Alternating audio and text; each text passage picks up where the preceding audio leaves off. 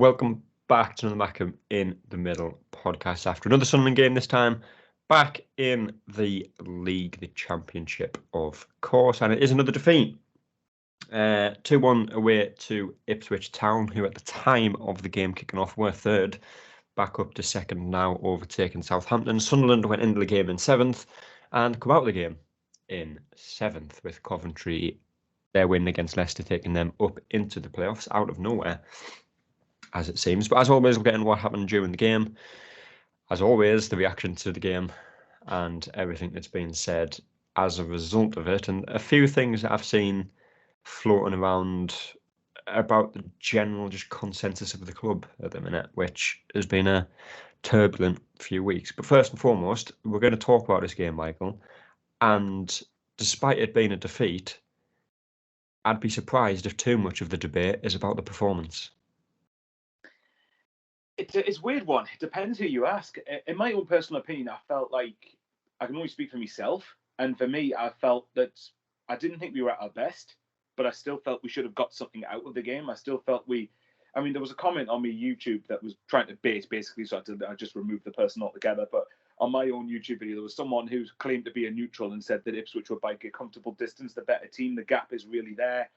And I'm thinking back at the game, like, was it really? Like, I didn't. Both times we played Ipswich, I haven't been overly convinced by them. And I understand that Ipswich are without a few players. They're without, Sam Morsey, their captain. They're without George Hurst. I think Burgess. I think I saw an Ipswich fans saying they were out about 3 or 4 key players for them. But in my own opinion, I didn't think that Ipswich were all that. Yeah, they forced us into a couple of saves and maybe hit the bar once or twice. But I just generally didn't think that they were that great, which, in my perspective, makes it all the more frustrating that Sunderland, for me, the game was there for the taking. And look, I think for me, we gave Ipswich too much respect, and I understand doing that away at Leeds or Southampton when we go to play there, because look, the 3 relegated clubs have got finances and players that all the other clubs cannot compete with in that league. Ipswich, for me, are a team that, while they deserve to be where they are considerably overperforming, in my opinion, and they are a team that, if we really got at, I think we could have caused problems. One example, I know you want to get onto this later. Shock as far as me coming back on here and foreshadowing things later in the pod, surely. But I think there was one of the few moments where we pressed Ipswich, resulted in the chance for Adil Aushish. And for me, I felt like we should have done more of that. And I've said this a few times since the game, that Ipswich had a few players on yellow cards. Within what I think it was like in the second half at one stage, had 4 players on yellow cards, and we didn't get at them enough. Yeah. I don't know. But I mean, look, I've certainly seen us play a lot worse than that. I've seen us play worse than that. And obviously, look, I mean, Ipswich have only lost, I think it's once at home this season to Leeds. But apart from that, unbeaten at Portman Road. Leicester didn't win there. So maybe I'm being a bit harsh here. Like, Ipswich away is a difficult place to go. But I'm frustrated at the fact that we should have got something, in my opinion. I mean, the first goal we conceded was probably a bit unfortunate in a lot of ways. And the second goal was just first of all, a cheap free kick to give away. And then secondly, just terrible to allow a midget to win a header in the box, which was I wasn't very impressed with when I saw that. But yeah, I mean, I think the result and the performance, I think the result kind of compounds the disastrous couple of weeks the club have had, put it that way. Yeah. And I suppose it is all good saying Ipswich is, we're third, are now second, have had a good season, but going into this game, hadn't won in their last 5 games. Which, when Sunderland arrive in town and a team haven't won in X amount of games, or if a striker hasn't scored, I think Ipswich, I'm going to check this one because I think this is accurate, but I think when we played them first game of the season, George Hurst scored. And I think that was his first ever championship goal at the time. So, as I say, Sunderland come into town and whatever shit record you're on, whatever run you're on, whatever player hasn't scored in 6 years will score. But going into the game, and I say going into the game, I'm talking pretty much 60 minutes prior to the game kicking off, the decision making was already questioned because we beat Preston in the last league game on New Year's Day, I think that one was. Yeah. And for the first time in about 40 league games, potentially, we had a striker score a goal. Nazari Rusin, who, had a good game. He was then started against Newcastle in the Cup, and, when considered that we didn't have too much of the ball and didn't really create anything with it, he had a reasonably decent game, and everyone's like, "Oh, he's going to get a extended run in the team." I think there was a few things posted saying that he's going to get a run in the team. Comes to Ipswich and he's dropped. He's on the bench. He's replaced by Barr, who had been shocking recently, and in fairness to him, was probably our best player yesterday. But like I say, that's where the first question mark arises over decision making, and it's not the first time since Michael Beale's been appointed.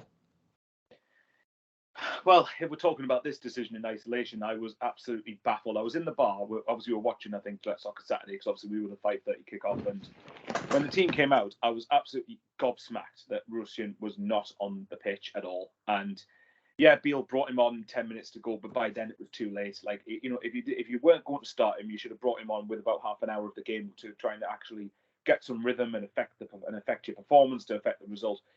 But in my own opinion, I couldn't get it.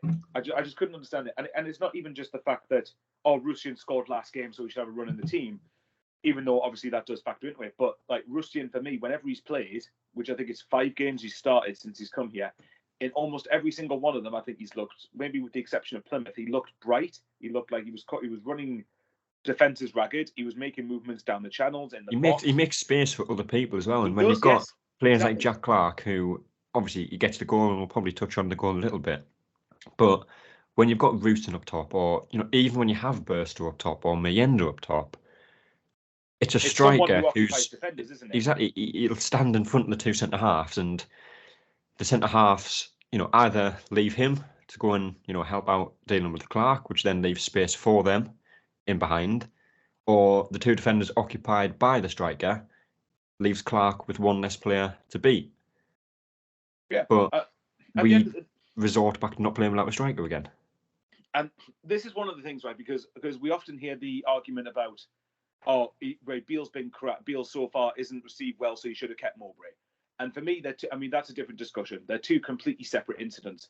But one of the things Mowbray did that really annoyed me, and I like Tony Mowbray a lot, and I promise this is relevant.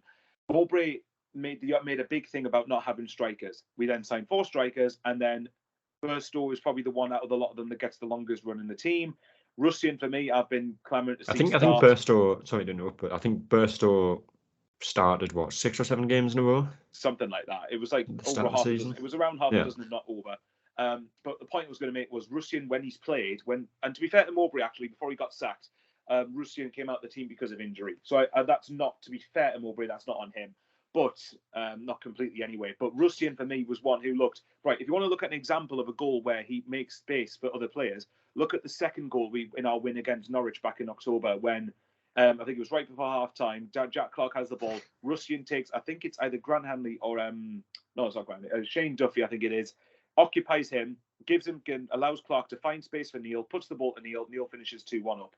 That's something else. Even if he's not scoring, he adds something to the team when he plays. And for me, Rustian, I think, is someone like yesterday, with the fact that Ipswich at one point were on 4 yellow cards. I think 2 of their back line were on yellow cards. Rustian, that would have been the perfect type of game for him. Run him ragged and potentially get one of their players sent off. And then it's then the outlook completely changes. You're then having a game against 10 men, which granted, in Sunderland with Swansea away in mind, we don't always beat teams down to 10 men. But point is, Rustian, for me, not starting this game was poor. And I think but what was even worse was him not coming on until 10 minutes to go. And I just don't get it. And not to mention the fact he scored the last game. He made a really good run for the goal against Preston. If you watch his run, he gets around his man, it gets to the back post, and it's a tidy finish as well. Why then drop him? Yes, Newcastle, fair enough, he wasn't great, but let's be real. Like you said, we had hardly any of the ball. Had barely any chance to do anything with the ball, and he was up against probably 2-3 players all the time. And he still made an impact in that game as well. And I think I said it against John after the Newcastle game actually. But there was even times where Rusin's not this 6'5" centre forward who's going to bully defenders, but he beat Dan Burn in the air once. I think he beat Buckman in the air once. He ran him behind a few times, and the game yesterday. Obviously, we already briefly touched on the miss from Al-Shisha, where ball comes into the 6-yard box. Job and him are there, and neither of them look very convincing trying to get on the end of it. There was one in the first half as well where Job receives it from Clark, again, just outside the 6-yard box. Keeper makes a save. But you don't have that player whose natural instinct is to get on the end of a rebound or to get in front of a defender or to, just occupy that 6-yard box when we do have possession in the final third, which is exactly how Rusyn got the goal against Preston. And this is very easy to see in hindsight, and obviously football doesn't work like this, but with how many times we've got the ball into and around the area of the 6-yard box, if you've got Rusyn in there, he could have scored one, could have scored two in that game. Well, exactly. I mean, and even if he doesn't score, he occupies defenders, which then creates space for other players, and then we have other. And we do tend to share goals around the team, so it's one. Well, maybe not at the minute. Actually, we don't. That's a stupid comment. But across the season, early part of the season, we shared goals around the team. But that Rusyn for me just makes a big impact when he plays, and I couldn't believe some of the people on social media saying he isn't a very good player. I completely disagree with that. Yes, okay, granted, I can't say don't write a player off and then judge him to be really, really good after 6 games. But from what I've seen so far, I'm encouraged by Rusyn a lot. And just the idea of not playing him was baffling. And what's that going to do for his confidence and his mental state of mind? Well, hang on a minute. I scored in the last league game, and against Newcastle, who are considerably better. You've said you beat 2 brick shit houses, 6'4" centre backs in the air, or whatever, however tall Newcastle's defenders are, and then you drop him. Yeah. I don't like the idea of hounding someone out after a few weeks, but already Beale's decision yesterday, there was some of the decisions he made, not just by not starting Rusyn or even during the game. Barr, who, to be fair, before the game, I don't think anyone would have wanted to see come into the team. Barr was our best player by some distance for me yesterday, and you then take him off, and then I don't even think he brought Rusyn on, did he? I think it was Barr for Ouchish. Yeah. And then of course, you bring Rusyn on when the game's already done. After you've taken Pritchard off as well, who is the player you trust more than anyone to find someone like Rusyn. Absolutely. And you could say even Pritchard came off, and obviously it's on Sky, so they've got cameras all around and watching him when he comes off. And Pritchard just looks at Beale and he doesn't say it, but he's like, "The fuck are you doing?" Yeah. It's essentially what he said in body language. Like, what are you doing? Yeah, it's just completely and utterly baffling. It doesn't, and it comes back to these things where I've said this before when we were in League One, when we had a lot of head coaches in League One. When something's blatantly obvious to the supporters, it baffles me how a head coach cannot see that. And yes, I understand they work with these players every day in training. If Rusyn, for example, had a partial injury, had an injury that prevented him from starting, or was ill or something, then if Beale comes out and says that, then fans are like, right, okay, I can at least then get why he didn't start him. But the fact is, he didn't come out and say either of those things, to my knowledge. I think he actually came out and defended his decision to not play a striker, in quotation marks, by saying that Job is a striker. According to him, we did play a striker. We played Job. Yeah, exactly. Which was, look, I think Job's done a job at the number 9 spot, don't get me wrong. And there were times yesterday where I thought Job was an outlet, but there were also times where I thought he looked shattered. And this for me, I said it at half time. I think we're at risk. Obviously, there's gonna be a lot of me interrupting here because there's so much to talk about. No, that's fine. I think we're at risk this season of doing what we did with Dan Neil in his first season, with what we're going to do with Job this season. Because Dan Neil, if you remember, I think this was years ago now. He's only about 21, I think. But this was 2 years ago, wasn't it? In League One, he played every minute of pretty much every game. And he was young, and you can say, yeah, the athletes, they don't do anything else, but it is not just physically tiring to play 90 minutes multiple times a week, but mentally as well. And Job started the season very well. Obviously started as a 9, he's played as an 8, played as a 10, and his performances have gradually started to drop. And that's not based on ability, that is based on the fact he is getting just overused and flogged, basically. Yeah. When you consider, if I was to say to you, what position are we stocked in, you'd probably say number 10s, and yet the one number 10 who plays more often than not is burnt out and doesn't seem to be getting changed. Yeah, and that's a fair question to ask, because you've got, for all people, we can say what we want about him as a player, but actually we don't have Dak at the minute, but you've got Pritchard who can play there, obviously Job who can play there, when they're fit Dak can play there.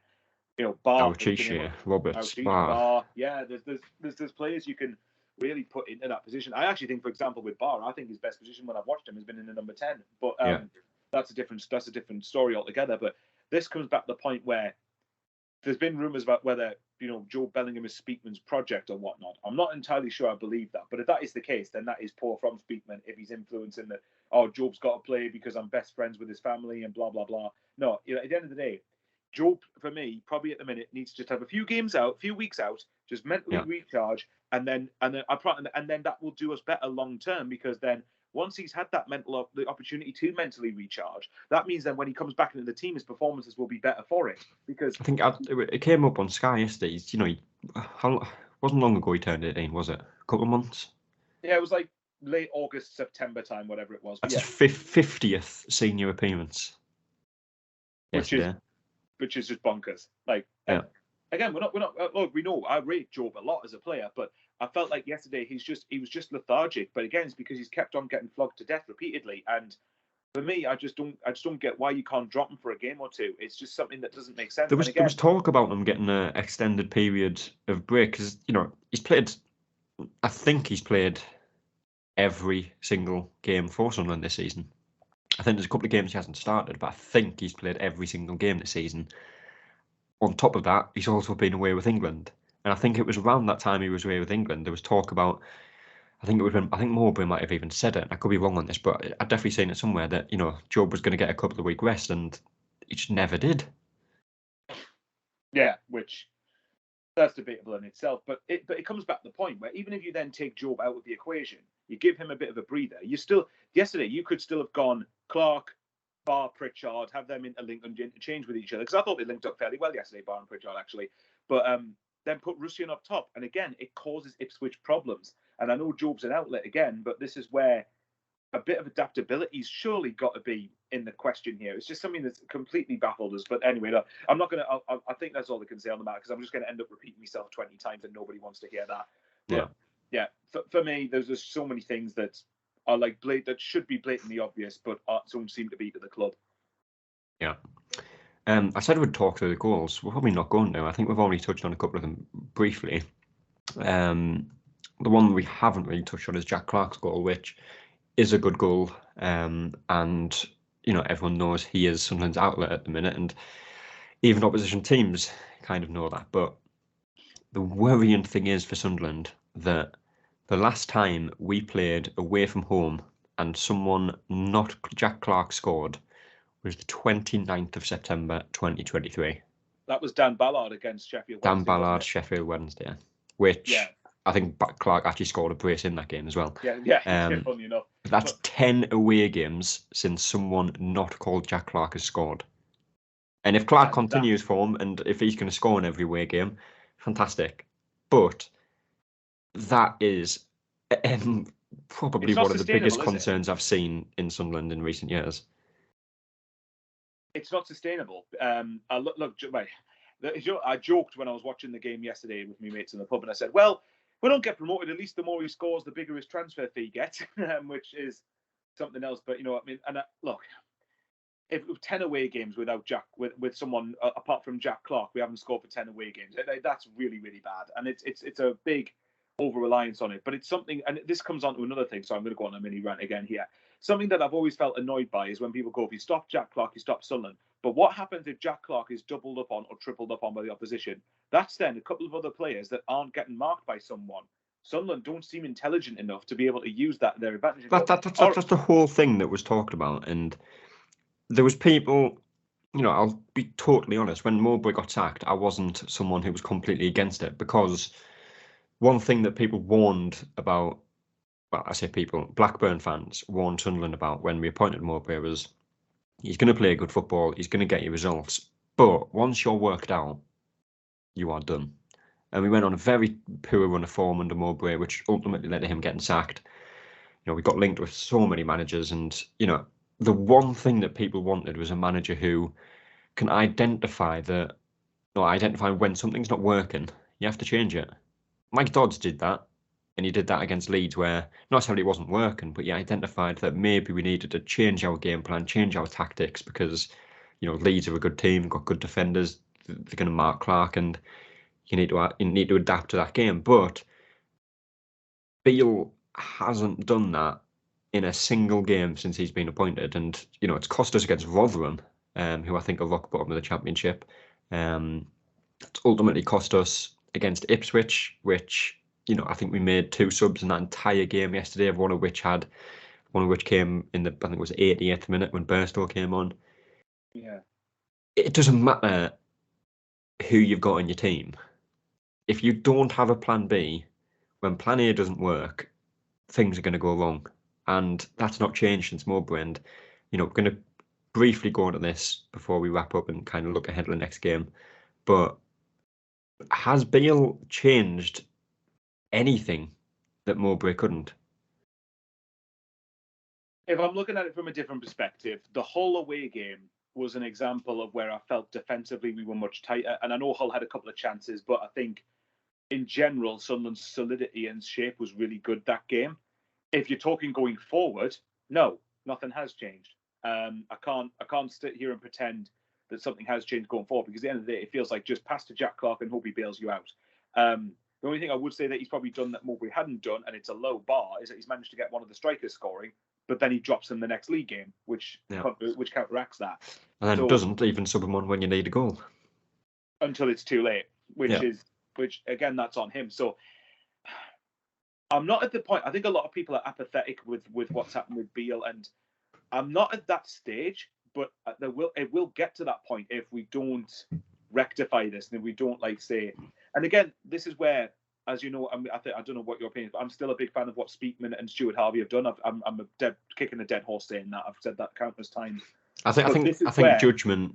I'll let you carry on with that, but I think judgment on what Speakman and Harvey are doing is very much on hold until the end of this month, because I said this to John after the Newcastle game. I think this is the biggest month, the biggest transfer window Sunderland have had, even, you know, probably since we got relegated to League One, because the atmosphere just in the last few weeks is absolutely shocking. And you look at what the club have done before the Newcastle game, the way we handled the Newcastle game, the sacking of Mowbray, which people weren't happy with, which then followed up the appointment of Beale, which people were even less happy with.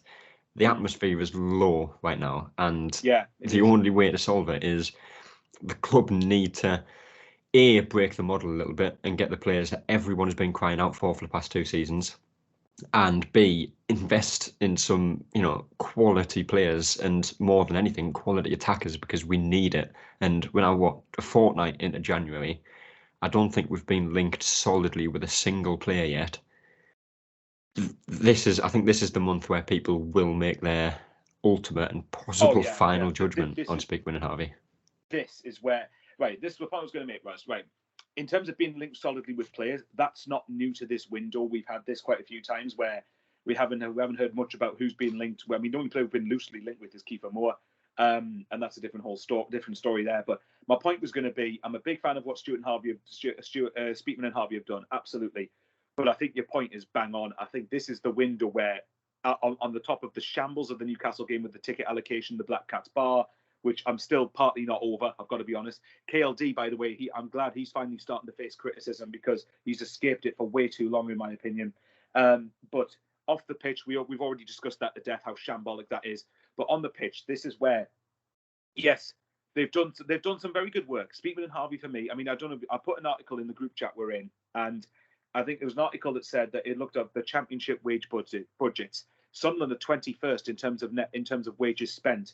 This is according to One Football, by the way, so take that with a pinch of salt if that's not an accurate source. But from what I posted there, that we are 21st apparently in the wage budget. Now that suggests to me we've done really well on the limited budget we have in wages, strikers aside, of course. We've set some very good footing. But, and here's the big but, this is when you need to start building on the foundations that you've got. We've built the foundations. Now you need to springboard off it, don't you? Now this is where, and I'm looking at the table, right? So at the time of recording, we are outside the playoffs on goal difference.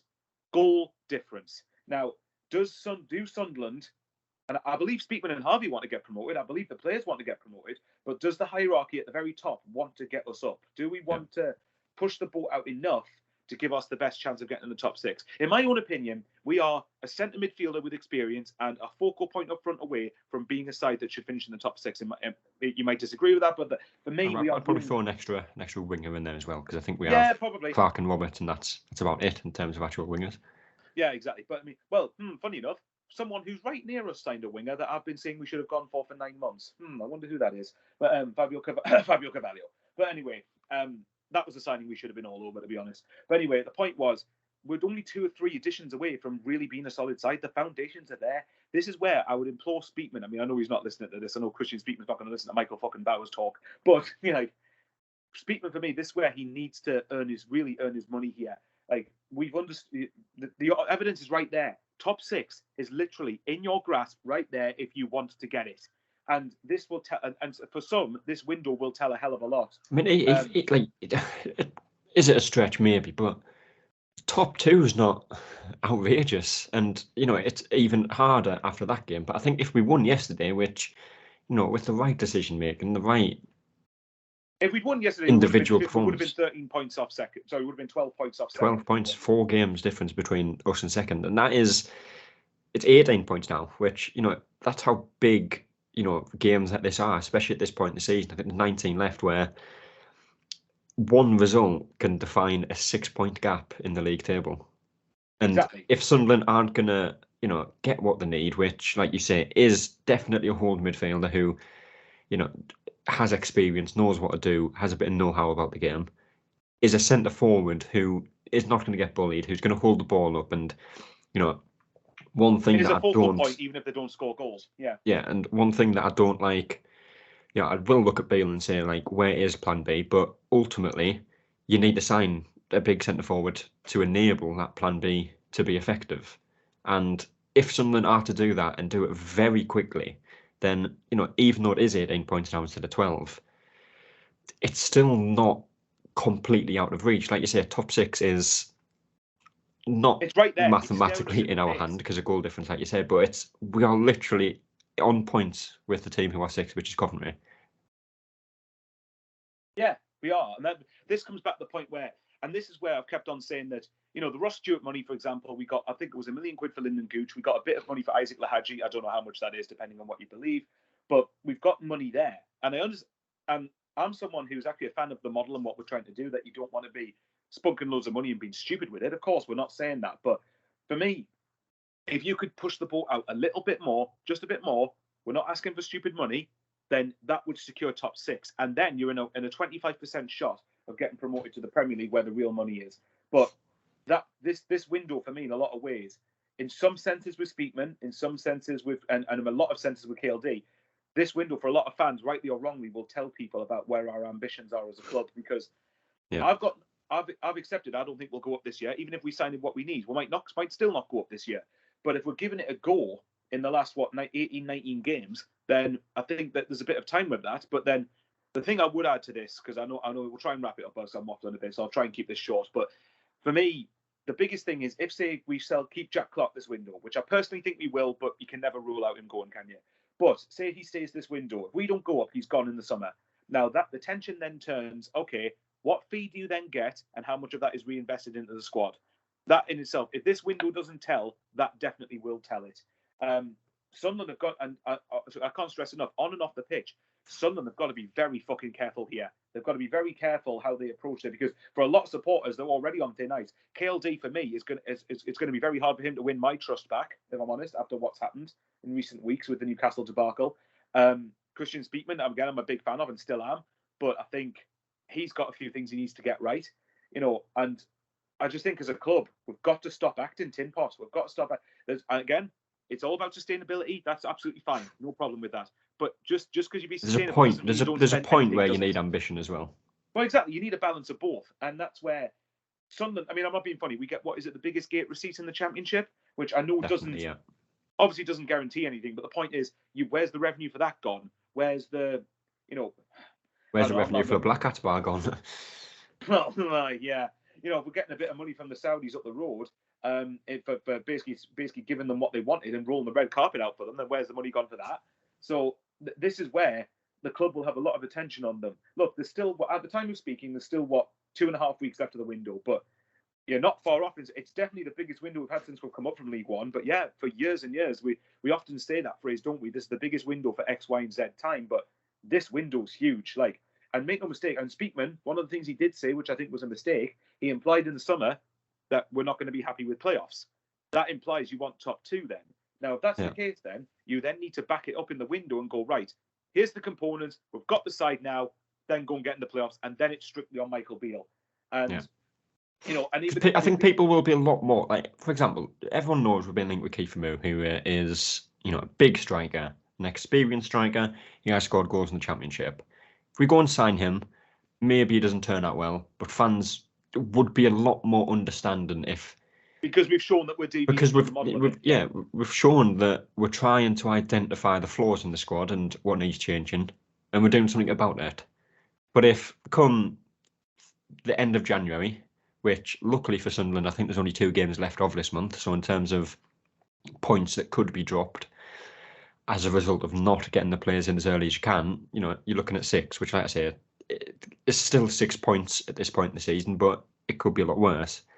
But if you then don't get the things that we think we need, which is definitely a centre forward, which is definitely a midfielder, and some people would say yes, definitely. Some people would say we're not, but I would say definitely another, attacking-minded midfielder, whether that be a winger. Yeah. And if you don't go and get them, and still don't get promoted, then I just don't see how Speakman, Harvey, KLD, whoever is in charge of all that, recovers from it, because they haven't even tried to identify. Well, they haven't even tried to solve the issue. They don't need to identify it because 46,000 Sunderland fans, week in, week out, have identified it over the past 4 months. Yeah, well, and it seems obvious to everyone except at the club, doesn't it? And the way you've got to look at it is we've got, again, the biggest gate receipts in the Championship. Like, again, I've said that, I refer back to what I said before. We are apparently the 4th lowest spenders in terms of wages in the Championship. You can't be near FFP. You can't be. With the wages that are spent there, you just simply cannot be anywhere near the threshold there. So that doesn't mean, so for me, then that means if you get even a Kiefer Moore, even if it was Kiefer Moore on loan and Bournemouth pays some of his wages, that's fine. As long as you get someone like that. It doesn't even have to be Kiefer Moore, but someone for me who is a focal point and will can then get the better out of Clark or Roberts when he comes back, or Pritchard, because then he's got something to hit in front of him.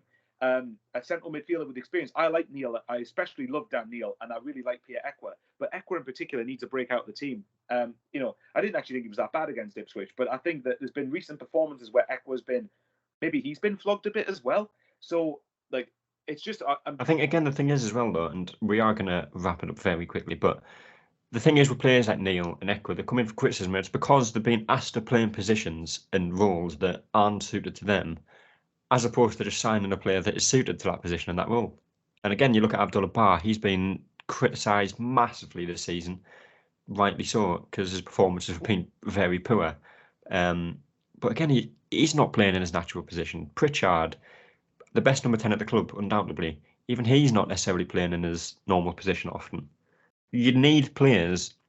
Yeah, it's nice to have players who can play in multiple positions, but your starting 11 has to have a striker who is a striker, a 10 who is a 10, a defensive midfielder who is a natural defensive midfielder. You can't keep getting away with, like we've tried for the past, 4 years, to have players who, he's a centre-back, but, down the line, maybe good players in number 9. That's not good enough. No. And at the end of the day, look, last season they got away with it a lot because there wasn't expectation to get in the playoffs. And ultimately, the 5-year plan that we were supposedly hearing about, it seems to have been accelerated. And it's probably because Sunderland fans have realised, hang on, the Championship's actually not all that. We could really push on and go for it. And look, if we pushed for it a bit, and again, like you said, got Kiefer Moore, got an experienced centre mid, even got another winger, if you got someone like those positions and we still didn't make the playoffs or go up, then at least you can say, well, at least they tried to redress it. Whereas if we don't actively try to, just because, we don't want to spend more on wages, then they're going to be in for a lot of flack, and probably rightly so, because, again, I'm all for the model and I'm all for sustainability, but there does come a point where we've set the foundations, now you've got to push out and spend a little bit. The model that we've got, without spending anything, only gets you so far. And I've even said, as someone who likes the model, it's a means to an end for me, because where I want to be is where Brighton are at the minute in the football pyramid is where I want Sunderland to be and think we should be aiming to be at. Even like Brentford, there's so many teams who are doing very well that there's nothing stopping. Well, I say there's nothing stopping. There's nothing physically stopping Sunderland from achieving. Yeah. If they want to show that they want that. Yeah, and apart from Sunderland themselves at the moment, which is that's the best way to sum it up. Yeah, look, the long story short is the next 2.5 weeks are massive for the club. And even even if, as you said, we don't do well against Hull and Stoke at home, I think it is. Like, we should be really, if we're honest. But, if we don't, then the gap's still at worst going to be 6 points off the top six, which at that point would be 17 games left. That's not insurmountable. You can do that. We've recovered from probably 8-9 points off the playoffs last year to finish in it. So, but you need to give the guys more help. I mean, even the centre midfielder thing, it wouldn't surprise me, and I really hope this isn't true, but it wouldn't surprise me if we're banking on Corey Evans coming back to fill that role. Now, I'm sorry, he's been out for over a year now. One, is his body going to be able to physically handle it? And two, is he going to break down again? We don't know that. You can't rely on that. And not only that, but is he of the quality that you need? I think he was good last season, especially like kind of towards the midpoint of the season, obviously up until his injury. But that was based on a team who were not expected to do anything. Sunderland have expected and need to finish in the top six this season as a minimum. Now, is Corey Evans of the quality to do that? Yeah, not just like ability wise, but like you've said, fitness wise, recovery wise. Yes, he's got the experience, but you can't. Can you trust him to be around and fit? That's the problem. But we'll quickly move on because we have went a little bit over what we were going to. But the next game is obviously, like we said, Hull. Carvalho to score a goal is inevitable, but that's on Friday, and that is another game that Sunderland have to win. I think Hull are 5th in the Championship, I want to say, or are they below us? I'm not entirely sure. I'll tell you. They are 9th, but they're 1 point behind Sunderland. They're 1 point behind Sunderland. Yeah. So you're looking at the games there. Obviously, Watford, at this exact moment in time, are a point behind us as well. They're winning 2-1 against whoever they're playing, which I can't remember. I think QPR away. QPR, yeah. So, it's still very tight, but, especially with teams in and around the playoffs and teams below that as well for the last half of the season, Sunderland, they have to win. Like, I can't imagine, if you lose this game, and God forbid we still haven't signed a player by then. The atmosphere could worry me. The home game against Stoke will be. Thankfully, Alex Neil's not charged for that one because I think that would even tip the boat even more. But like I say, it is a must win, and I say must win in capitalised letters with multiple exclamation marks at the end of it. Yeah, for me, I think this game. For me, if these next two games, so was it Hull and Stoke at home? The minimum we need to be getting is 4 points out of these two. Really, we should be aiming for 6, but. I think for me, the minute you need to see improvement in performances, you need to see. I need to see Beale get his tactics right. I need to see that. I don't know whether Beale didn't start Rushin yesterday because he feels like, well, if we get anything here, it's a bonus, so we'll save him for Hull.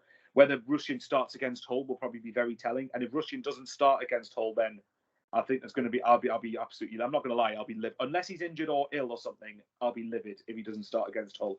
For me, we need to get Friday right, and I think. Hull, I mean, if you look at it just from the table perspective, there's an opportunity there to put a gap between us and Hull, isn't there? So, get yourself back in the top. This is what we want. Beat Hull, get yourself back in the top 6 before everybody else plays, and then see where it takes you from there. And then at least it buys a bit more time. Whether we will win or not is a different question, but hopefully we do. Yeah. Very quickly, score prediction. Right, I'll do reverse psychology again. I'll go 1-1. 1-1 draw, which a draw isn't. Look, a draw's not. If we drew but put a better performance in, then it's not the end of the world. But you then need to beat Stoke, I think. I think if you draw, put in a better performance and start a striker, I would say. Yeah. Oh yeah. Yeah. At least you've had a go. Well, just give us something. Just give us something to build on and work with. We've not, like for me, the team we've got is better than the last couple of than the Newcastle performance. It's better than probably the Rotherham performance. It's better than some recent performances have suggested for me. I would agree. But I still think that game is must win. But that's on Friday night. That's on Sky again. I think that's the last game on Sky for about a month. No, it's not. We've got Borough. Do we? Yeah, Borough away. On Sky, isn't it? I think after Borough, we don't have a game on Sky for like February, I don't think. Didn't know that was it. When is Borough? Borough's on the 4th of February. Oh, Jesus. It is. Do you know what time kickoff it's at? 11 o'clock. 11 o'clock, I've just seen. No, 12 o'clock kickoff. Is it? It says 11 o'clock on here. Maybe, I don't know. No, although, to be fair, it also says... It's a 12 o'clock kickoff on Sunday, 4th of February, because Sky care about the fans, as we know. Yeah. All the kick-off times on this, I'm on FotMob, and they're all an hour behind what they should be, which is weird. But anyway, that game's on Friday. We'll get a podcast out at some point over the weekend to talk about that game against Hull, and hopefully, fingers crossed, to talk about some new additions as well. Yeah, but hopefully it's a more positive pod. That is very much fingers crossed. But until then, we will see you later. That's all, folks.